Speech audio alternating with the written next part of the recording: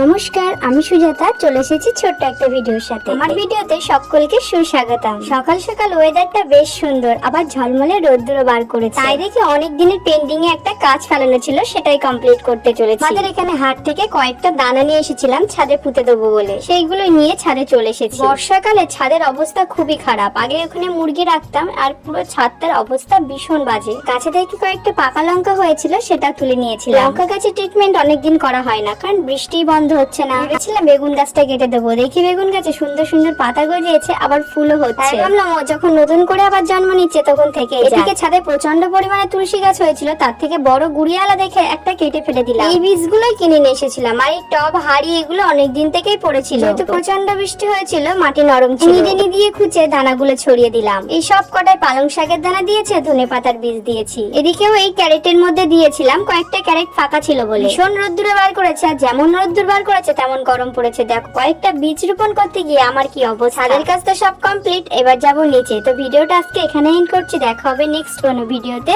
So আজকের মতন by.